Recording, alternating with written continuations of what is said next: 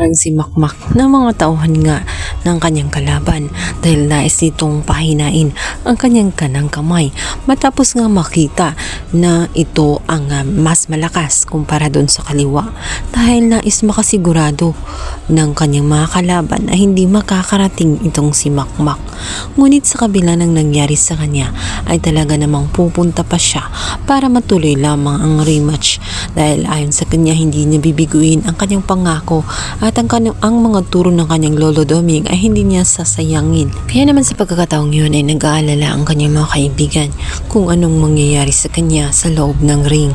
Lalo't nakita nila na maaaring maging dihado nga itong si Makmak matapos nga makita na halos madurog nga ang kamay nga nitong si Makmak dahil sa ginawa ng mga taong kanilang nakasalubong. Subalit disidido si Makmak kaya naman nagulat ang kanyang mga kalaban matapos nga ang 5 minutes na lang ang kulang ay mag-a-announce na nga ang kanilang coach na disqualified itong si Makmak. Subalit biglang dumating itong si Makmak. Hindi siya nagpapahalata na nanghihina ang kanyang kanang kamay dahil nais na talaga na matuloy ang rematch. Dahil ito lang ang pinakaasam-asam niya dahil naniniwala siya ang deserving niyang manalo dahil alam niyang niloko siya ng kanyang kalaban. Kaya naman sa pagkakataong yun ay kinakabahan na ang kanyang kalaban at nagtitinginan ng mga ito sapagkat nakita nila na pumalpak ang kanilang mga plano dahil sa pag-akakala ng mga ito na hindi magkakarating itong si Makmak. Subalit naroon na nga. Sa unang round ng laban ay makikita ng lahat at magtataka nga sila kung bakit hindi nga ginagamit ni Makmak kanyang kanang kamay upang depensahan ang kanyang sarili.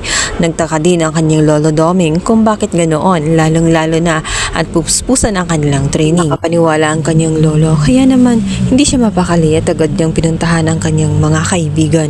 Dito naman ay walang nagawa ang mga ito. Hindi na nila nakayanan pa na ilihim sapagkat nakita nga nila at sinabi nga nila na mayroong injury ang kanang kamay nga nitong si Makmak dahil nung gabing sila ay naglalakad may mga tauhang lalaki na dalawa na humarang sa kanya at binugbog nga siya at pinuntaraya nga ang kanyang kanang kamay.